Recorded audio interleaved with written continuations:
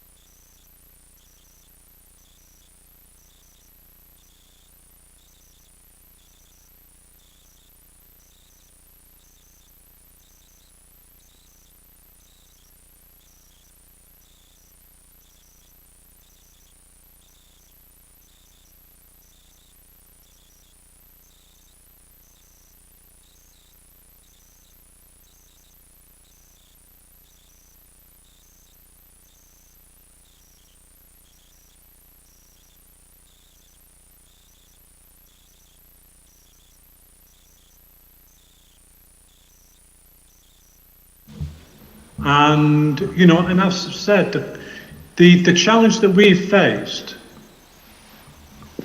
Are you okay? Yeah. Just dealing with himself. Okay.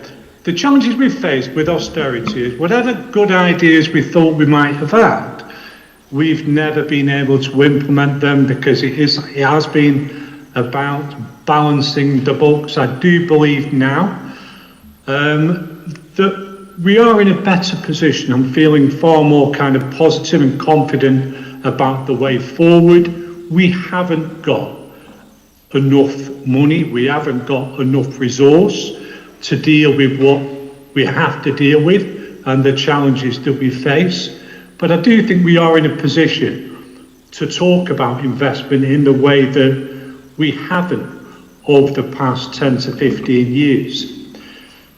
You know, after austerity and the cuts and balance the books, we can now look to, like I said, in a positive way, have a look at the government and the priorities that they are saying we should deal with, and within the police and crime plan, we replicate that very, very, very similar in terms of the rebuilding neighbourhood policing, absolute kind of priority for all of us. We want as many police officers, as many PCSOs out there on the streets. That relationship with the public is absolutely kind of paramount for everything that we want to achieve. Tackling violence against women and girls, key priority for us. Again, developing the strategy, having the relationship for people to come forward and report, working on the prevention, tackling violent crime, and the focus as well on developing partnership, you know, on the prevention through partnership. You know, this will loom large in what we are trying to achieve within Lancashire, and we will link the investment that we are putting into policing to delivering on the police and crime plan. Absolutely really important that we do that. 3.4 demonstrates how we are constantly striving for efficiencies, which we have always had to do, and through austerity people will be aware of how difficult that has been. There is not much left on the bone, but whatever there is, we will look to look for efficiencies, because then, as always, we can look for reinvestment and again, improving the service for the public.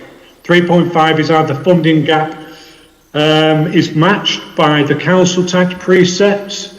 And so in summary, Chair, we understand the pressures that the public have and the public face with the cost of living crisis. We absolutely are determined to use every penny that we spend to improve the service that is delivered to the public.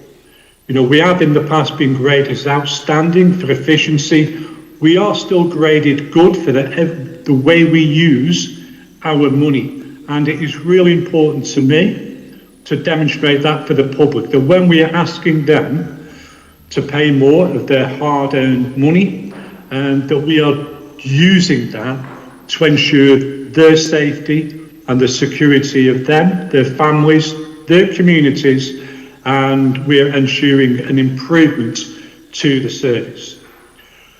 You know, we are still recovering from austerity, and like I've said at the outset, we still have fewer police officers and staff than 2010, which is a mad position that we are in. However, you know, we are there, and that is why it is absolutely essential to deliver this precept and this investment for the public of Lancashire. We are, as I've indicated, focused on the priorities, making sure that the police and crime plan is delivered. We will do everything we can to do that, support policing, support the public, and support the communities of Lancashire. And Chair, I would urge the Police and Crime Panel to support the recommendation. Thank you. Happy to take questions. Thank you, Commissioner. Thank you for fitting us in around the National Police Crime Commissioners event you're at. So over to panel members. Are there any questions for the Commissioner that you'd like to raise?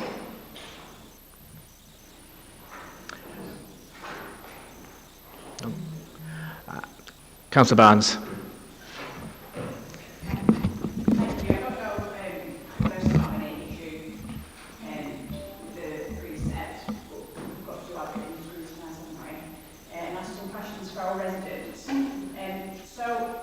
won't agree, what are the risks to our residents? What won't we deliver? Did you get that? So, was that what are the risks of not putting up the precepts or something like that? Yeah, what would not happen if the precept wasn't raised? Okay, I mean, what would happen if we didn't agree to increase the precepts is that we wouldn't have the additional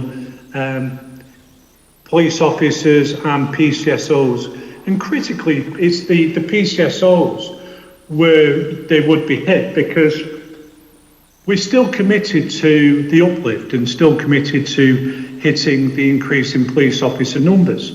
But to balance the books, then the cuts then would fall disproportionately on police staff jobs. You know, we want to see an increase in PCSOs and to benefit the rebuilding of neighbourhood policing within Lancashire. We have already seen the impacts of the issues that hitting the targets has meant that we now have around 170, 80, 190 PCSOs within Lancashire. We had over 450 in 2010. You know, the danger is by not supporting the increase in precepts that it will undermine the numbers of PCSOs. We will not be able to backfill, we will not be able to increase, which we are committed to, PCSOs in particular, and rebuild neighbourhood policing in the way that the public of Lancashire are absolutely telling us that they want. And I'll go further than that, because in terms of the priorities that we face, you know, and the drug gangs and the tackling violence against women and girls, all the intelligence and information comes through from the relationship that the police have with the public. And we need to rebuild that, and we need to have an absolute focus on putting that back in place. You will see in the report that we have identified an increase in numbers. I think we can go far beyond that, and that any additionality will be around what we can do to put in place more police officers and more PCSOs on the front line, in the communities and in neighbourhoods. So that is the danger of not taking the increase will be that we will not be supporting policing, and we will be seeing a real cut on the number of PCSOs, because that is where the cuts always fall.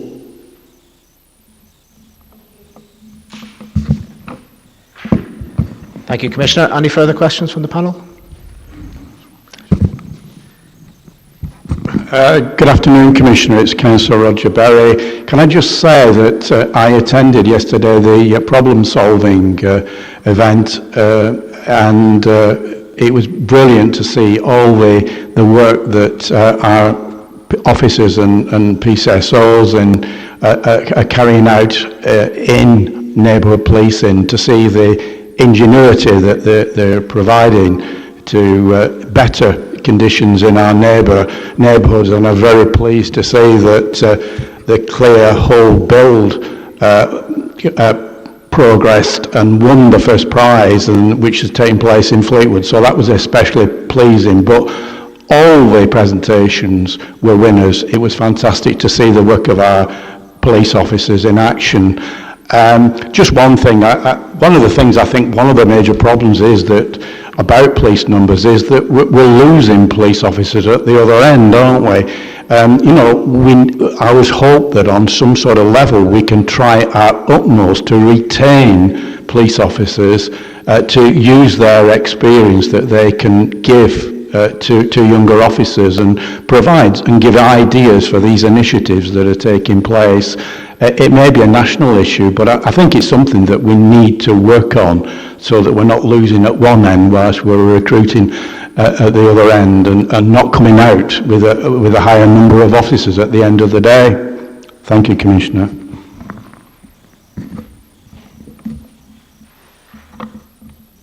will be second.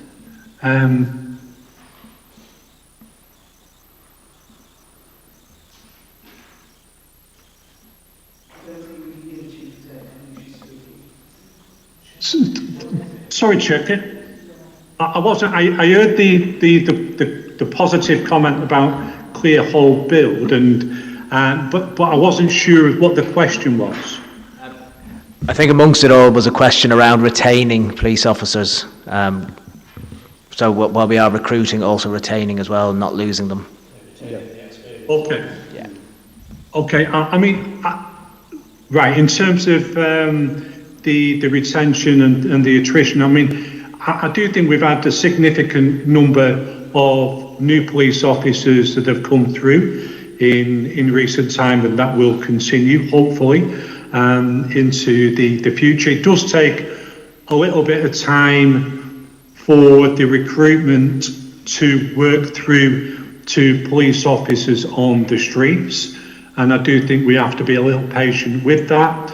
With an influx of the numbers that we have, I mean, clearly there can be issues around making sure that the police are supported in the way that we would have expected in the past, and whether we have got the capacity to do that. But I'm confident that the police that we've got coming through, you know, and I do ask the question because I do think it's a good question that Roger's asked then about the attrition, you know, and I am assured that actually we've got a real good mix of officers. You know, it just takes a little time to see the benefits of that. And so at the moment, I think things are looking positive, but time will tell whether having an influx after a period of time where we haven't had recruitment means that there's been too big a gap to support. Only time will tell. But I have asked a similar question to Roger, and I have been given assurances that the number of officers that we are retaining is fine, you know, and nothing unusual is going on. Thank you. Well, Anna's indicator as well. Yeah, can I just say something as well? So it's going to be an echo. Just picking up on retention, it's not necessarily purely, we're having a bit of an echo. Just to sound. Yeah. It's not necessarily a purely financial implication, in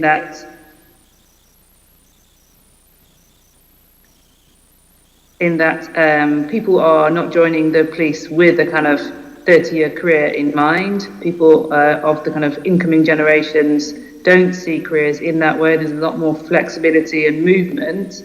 But also, if you look at the retention and attrition in police forces, what you find is that it is sometimes the conditions that are making them leave. And I think that is why also we need extra resources from a policing point of view, to not have them going single crew, to not add that stress to it. And I think also if you look at recruitment, a lot's changed recently there with the kind of police education landscape, which was another big factor for attrition and officers not continuing on to be in the police force. So it's not purely financial, so I wanted to say.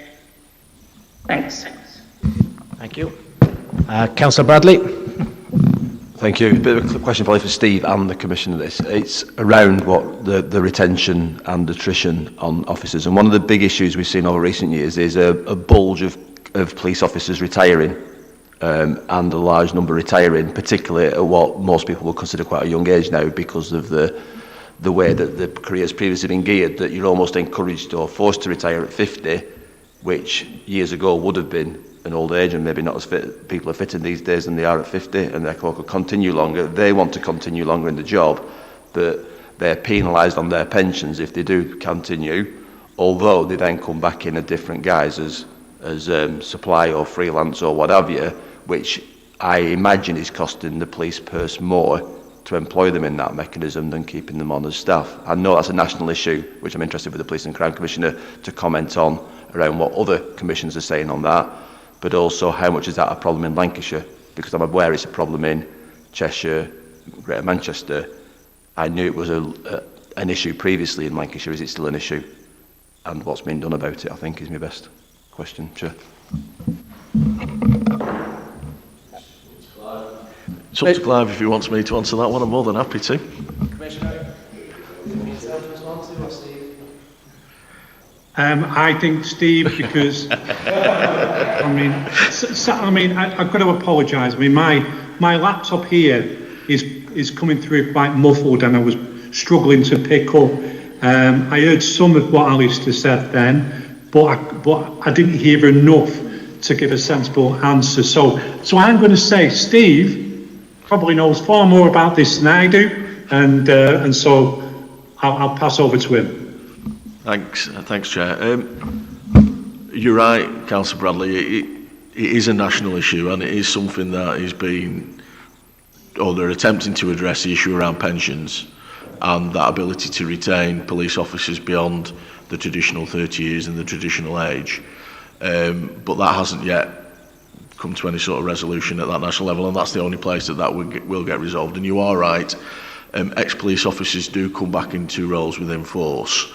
The assurance we receive is wherever possible they're engaged as police staff directly and paid police staff rates rather than being employed through agencies. However, it does still happen that former police officers are re-engaged through agency arrangements, but that budget is very, very closely and specifically monitored to minimise the cost because it is more expensive to engage staff through agency. There's no denying that.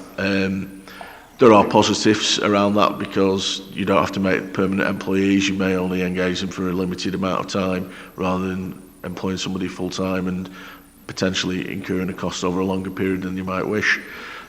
So there is a balance. I wouldn't ever suggest that having no agency is the ideal, because that flexibility is key, particularly around the world of investigations, which is where they tend to be.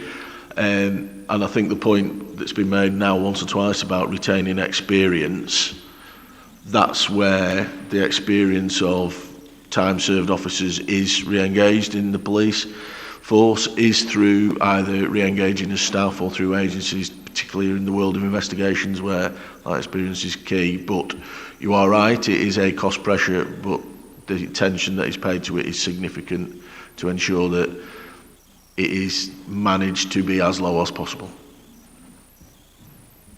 Thank you for that. And can I just urge the Police Commissioner and the new Chief Exec to promote that in discussions that are happening nationally, if they can. That'd be really good. Can I ask the question I was going to ask, which wasn't about that, was about the consultation responses that obviously came out today quite late on, and I appreciate that we didn't have this when we were briefed previously. I suppose the question for the Commissioner is he concerned that the bulk of the respondents were over 60, unlike most police officers, obviously? And secondly, we seem to be seeing an increasing number of people who don't want to pay more for policing. I accept the majority still want to pay more for better policing, and that's, you know, a given. But I think we're seeing a creep in the number. I think it's 35% this year. It was 32% last year. I think there's a general creep upwards in people saying, no, we don't want to pay more for policing. And is that a symptom of the fact that rates have been going up quite a lot for the police portion of council tax when compared to some other sectors? Commissioner, did you get that two-part question? Or do you need me to rephrase? Second part was about more people being dissatisfied at the increase compared to the other year, but first part I didn't hear. Yeah, but I think the second part we're hearing is more people being dissatisfied about the increase than would be normal. Yeah. I think, but we never couldn't grasp the first part. The first one was the demographic of those responding was predominantly over 60, and whether that's a concern in terms of who's responding to the survey. Okay, so I mean, in terms of the survey, I mean, we everybody can respond. Clearly, in a sense, it's self-selecting because it is about the people that are willing to respond. People have to engage and go on our Facebook page or the website or other places that we try and consult the public for this.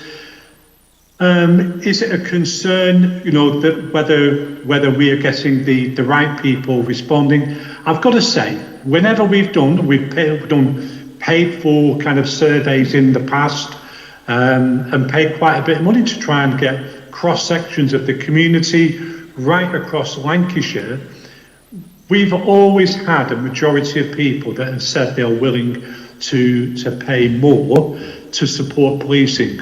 Always. We've never had a majority of people telling us they aren't willing to. People in Lancashire, the public of Lancashire, I think genuinely appreciate the work of policing and the relationship that they have. And so I'm fairly confident that the results that we've got within this consultation are consistent with the other consultations that we've had in the past, the feedback that I have had, anecdotally as well from the public of Lancashire. But it does come back to the issue of what, the context of the decision about where we were in policing in Lancashire, where we are now, having been through austerity, been through the cuts, been through the pain, had the relationship with neighbourhood policing and the police and the pack meetings, seen the strain that has taken on that, and now having the opportunity to start building that back in. To me, there is no decision to take. This is the only one that we can take.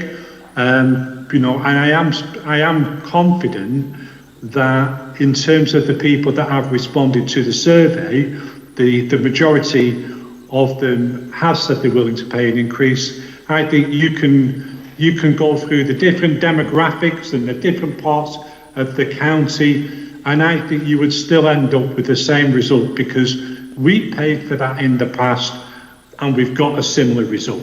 So we've gone through the process, we have to consult, we have done that. Am I confident that the outcome is the right one? Yes, I am. Thank you, Commissioner. And yeah, obviously the proof will be in the pudding this time next year. We'll hope that that 30% that don't want to pay more doesn't increase, but we'll hope that the additional frontline policing will inspire more confidence in people continuing to wish to pay more. So thank you for that answer. Councillor Marnell.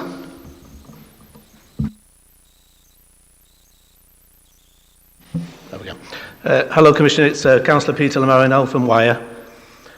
Just regarding the investment of neighbourhood policing teams for £2.5 million, with the additional 20 additional officers and 20 PCSOs, just can you assure the panel and residents that this uptake of officers will be fairly distributed throughout all of our areas? Thank you. So I got the 20 police officers and 20 PCSOs. Can I assure the panel? Will there be a fair distribution across the county of where those officers will be placed and where those hours will be placed? Yeah, I mean, absolutely they will. I mean, decisions for deployment of police officers are operational, and the overall strategy within the police and crime plan is about rebuilding neighbourhood policing, and neighbourhood policing and the rebuilding of that will take place right across the county of Lancashire. Every community will benefit. I think this is just a start. I mean, the 20 and 23rd that are identified within the report, I think we can deliver more than that. And I think we can see a significant improvement. I'm confident that that is just a minimum, and that we will deliver more than that. And I think wherever you are within the county, we are committed to improving the service from what we have now to what we can deliver with this budget, but then build on that next year and the year after that and in the future. So absolutely, I'm confident that every community within Lancashire will see the benefit of this increase. Thank you, Commissioner. Councillor Maddox. Straight in.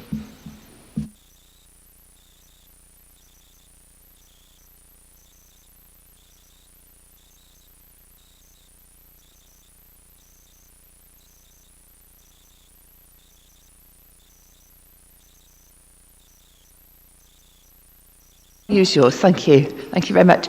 Councillor Maddox here from Lancaster City Council.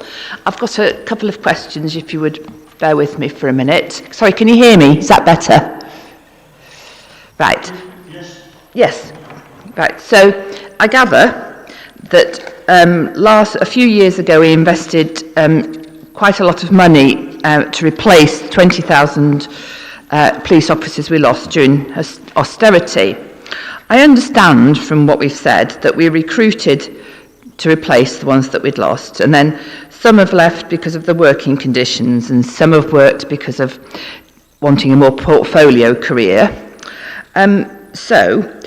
I've got a two-part question. How many actual new police officers do we have now following that initial recruitment exercise? And given that we've identified that this is a key problem, what measures have we put in to increase the retention?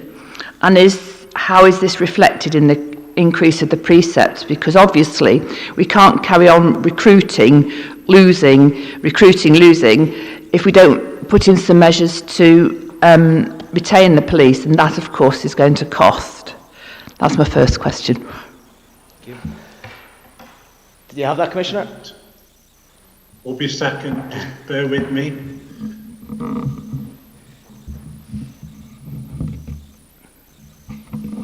If it helps, Chair and Commissioner, I can offer some assurance around the maintenance of the total number in the first instance, and then we can talk about the impact, and the Commissioner can certainly talk about the impact. So, yes, you are. I mean, the process of recruiting police officers is constant and will always be constant. The officers leave constantly because of age, retirement and other reasons, as we've identified earlier in the meeting. So the Uplift programme essentially added 579 officers to the cohort in Lancashire. It isn't the same 579 forever. It is that we are now maintaining a level that is 579 officers more than at the point that the Uplift programme was introduced. And we are measured against that mid-year and end of year, every year, to ensure that that level of officers is being maintained. Now, to deliver that, that means we will be recruiting probably in the region of between 100 and 200 officers every year, because there's between 100 and 200 officers that leave every year for a variety of reasons. So the assurance that the extra officers remain in place, yes, they do, as part of a total that remains in place, but it's not the same ones because people come and people go. The impact, obviously, is that is a churn in experience. You're getting newer officers in, you get officers leaving, and the Commissioner alluded to it earlier that the force and the Chief have got extensive training and support mechanisms in place to ensure that whilst you're losing experienced officers, the new ones that are coming in are properly supported to ensure that they are able to deliver what you would expect as soon as is possible. Can I come back, Chair? So I understand that, but obviously it's a big investment to recruit a police officer, train her, then whatever happens if they leave, then you have to recruit somebody else. So I'd be interested to see what results you have from the exit interviews, because I imagine you do an exit interview to find out why people have left, because otherwise you're just going to carry on this churning when there might be something that you can put in that would stop, and that would be much cheaper, because I'm uncomfortable with the idea of the precept going up every year if we're not looking at efficiencies. And one of the long-term efficiencies you could do is to do a proper exit interview and identify things like, have people left because of childcare? Have people left because they've got elderly parents? because all those sort of caring pressures are massive nowadays. Yeah. And I'd be interested to see how you could improve your policies to sort of retain people, because otherwise it's just going to cost more and more and more. And we're not really getting to the root of why we're not retaining, because I love Lancashire and I can imagine that I'd want to work for Lancashire Police should I have the qualifications. So there must be something that's not quite right there. So that's what I would urge, and that's what I would urge to spend your preset money on, not just continually renewing a pack of police officers that keep on leaving for various reasons. Thank you. I mean, I can provide assurance that all of that examination of reasons for leaving is done all the time, and that is reported. There are monthly boards around resourcing, and resourcing is staff, officers and all of the other staff and resource that we have at the constabulary. And at each and every one of those meetings, the numbers that are leaving is reported, and the examination of are there themes occurring, and making sure that if there are policies and activities that can be put in place to keep people that may previously have left, they are absolutely undertaken, because the Commissioner and the Chief are of exactly the same mind. It's far more efficient use of resource to keep people than have to go out and replace them, and that is absolutely the mindset that's in place.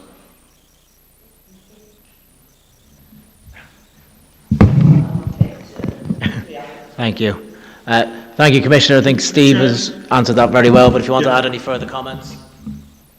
Well, I think Anna wants to come in because I think she can offer a bit more reassurance around this. So I will let Anna give her response. Yeah, I think in terms of the issue of retention and constantly recruiting and attrition, that is an issue. But if you look at what the causal factors are of officers deciding to leave, as I mentioned previously, is the long-term career isn't necessarily in people's minds anymore. But B, it's to do with well-being, it's to do with how well they're looked after, it's to do with workload. So we need more officers. The uplift was just replacing those who had retired. We need more officers to look at the well-being. If as an officer you don't feel you've got enough colleagues to have your back when you're attending incidents and you're going in single crewed, that's going to affect your well-being. So we need extra officers to be able to get the numbers back to what they should be and be double crewed for starters, because that's kind of the absolute basics. And I do believe there are some improvements. And police absolutely do exit interviews, and there is a woman, Sarah Charman, who does a lot of research around attrition, retention for police officers, and has analysed exit interviews and gives a really comprehensive overview of attrition and retention in police forces across the UK, which I'm happy to share. Thank you for that. Are there any further questions? Councillor Dixon?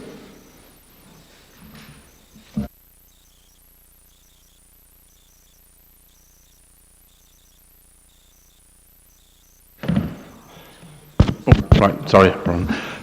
Thanks, Commissioner. Just wanted to know whether you've had any conversations with government about the fact that they have increased funding for you this year by £10.298 million, and your staffing costs alone are going up £17.3 million.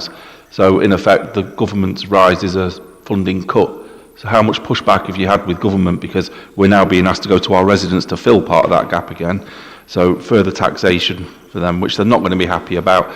Last year, I think it was 11%, and there was some kickback. This year, it's even more. Commissioner, just the annual question of have we asked government to fund this rather than having to go back to our residents to raise the precept? Okay. Well, I mean, it's a live issue that we have here. I'm at the APCC offices down in London at the moment, and in this room this morning, we had a debate on this very issue, and there was a number of police and crime commissioners who want to have complete flexibility to enable them to increase the council tax precepts so that they can then put in place the number of police officers and PCSOs that they feel that they need. To them, you know, and in their view, this is a point of principle But my argument is, it's very easy having it as a point of principle when they benefit themselves from the use of the council tax precept. In Lancashire, we don't. When austerity hit, and I keep on alluding to that, but when it did hit Lancashire, the cuts came on the core grant. It came on the grant that we got from the government, and the ability to then load the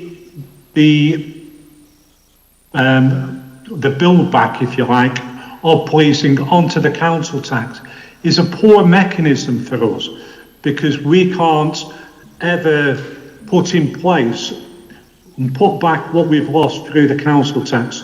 We need it through the core grant, and I argue constantly with government, with this government, as I did with the last one. I was always moaning about the cuts and the impact of austerity. I will continue to do so till I feel that we are in the place that we need to be.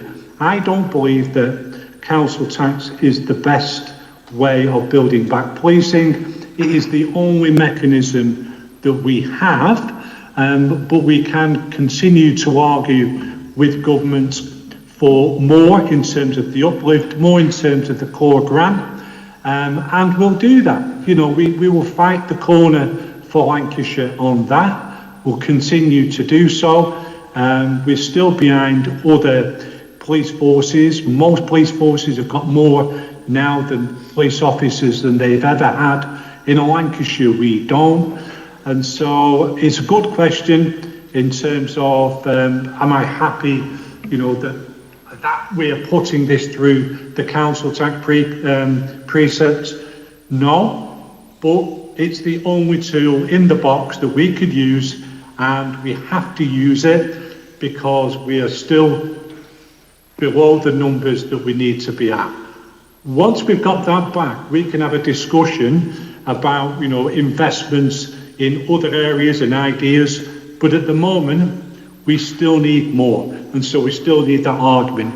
And so I'll continue to make the case, but I'm confident that in the decision that we're taking now, this is the only option that we can make.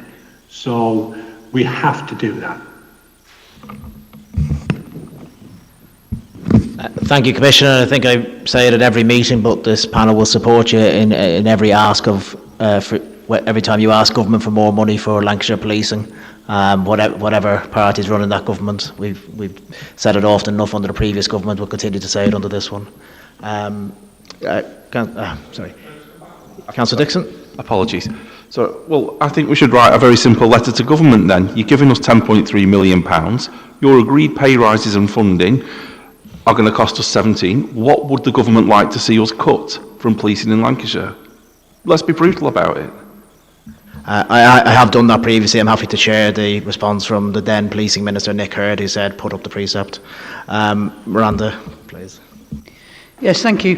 In the investment proposals, Clive, you're talking about additional investment into the multi-agency safeguarding hub. In the Peel report from December, Lancashire still requires improvement in terms of protecting vulnerable people, and one of the significant factors around that is the level of abstraction of officers in terms of those duties.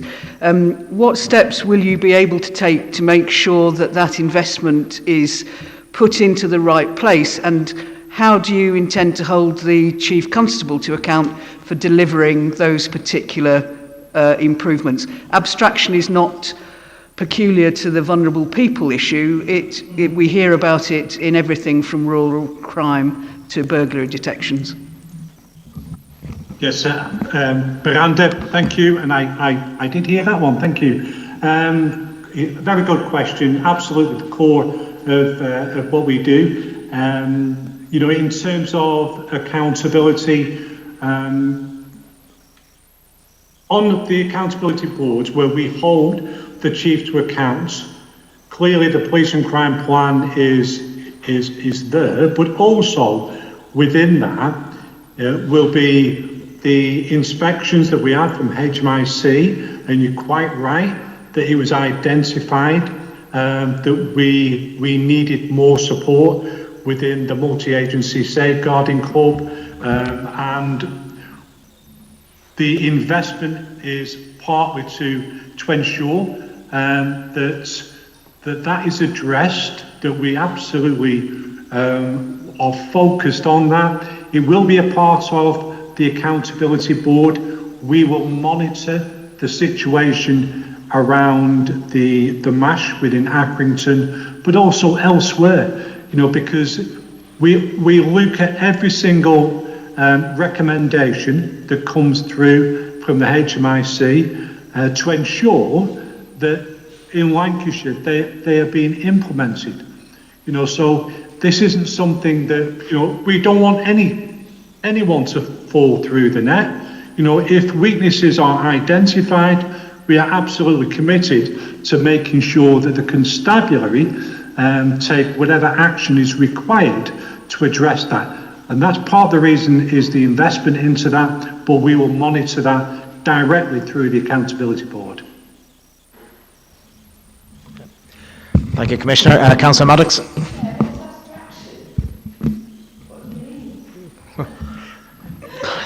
So I'm showing my slip now. Abstractions are police officers being taken away from their normal duties or duties for which they are rostered and scheduled. In particular, it causes problems with people who are booked to go on training, who are then whizzed off to do football or any sort of other matter. It happens far too frequently. It's often, the old game of Find the Lady where you've got a bean under 3 cups. It looks a lot like that sometimes when you look at rotas, but I suspect that uniformed officers, were there any here, would disagree with that. Any final questions for the Commissioner? Councillor Maddox. Hello, can you hear me? There's a couple of things that leap out at me immediately that have slightly, not in our presentation, but in the government's. I see from our settlement that £5.8 million is national insurance. Now, is that the new national insurance rates, first of all? And then secondly, the government have offered local councils some sort of a rebate of national insurance, the new one. And I wonder, could the Police and Crime Commissioner ask for the same sort of rebate, or, it just leaps out as something huge? Have I got the wrong end of the stick? Just to clarify, the 5.8 million is the impact of the 2% increase only, and the government are paying that in full. That policing is getting that as part of the core grant, which is set out, I think, hopefully. Otherwise, I've made a bit of an error in the report. So we are receiving funding to cover that increase. Yes, policing is. Local government isn't 100%, yeah, which puts us in a slightly better position than yourselves. Chair, because I'm going to have a supplementary now. You know that, don't you? So if the national insurance is being met 100% for the police authority, it is not being met for the councils. The police and precept this time is more than the councils are getting, and yet they're having to find maybe 25, maybe 20% of the new national insurance increase. And I'm uncomfortable with that. And I've spoken to lots of my residents and some of the elected members in my district, and everybody's quite uncomfortable with the idea of the police getting more than our local councils. So I'm just questioning it, really. Thank you. I understand the sense of your question, but it's obviously not something for this panel to consider, unfortunately. But I'm sure Lancaster City Council can write to government should it wish. So, but it's not something for this panel to consider. Yeah. I think everyone sat around the table, both police authority and councils, would like more money from government. We're certainly asking for it in West Lancashire, and we have asked, and we'll continue to. Is there any other questions for the Commissioner related to the precept and the budget? Okay. If there's nothing further to add, then the recommendations are as set out on the paper. So, Police and Crime panel is asked to note the details of the financial settlement, consider the Commissioner's proposal to increase the precept by £14 for Band D property, make arrangements to ensure that the formal written response to the proposal is sent to the Commissioner, which will be done by Assad and Jane, and to note the capital investment programme and the position of the Commissioner's reserve. I'm happy to move that. Is that seconded? Seconded, Councillor Barnes. Okay, is that agreed? Okay, that's agreed. Oh, okay. All those in favour of the recommendations as set out? Okay. All those against? And any abstentions? Okay, and that passes. Okay, I believe that concludes the meeting. And a copy will come to the Chair and Vice Chair. We'll sign it off before it goes back to the Commissioner. Thank you, Commissioner and Anna, for dialing in and for answering our questions. And thank you, panel, for attending. That concludes the meeting. Okay, thank you to the panel again. I appreciate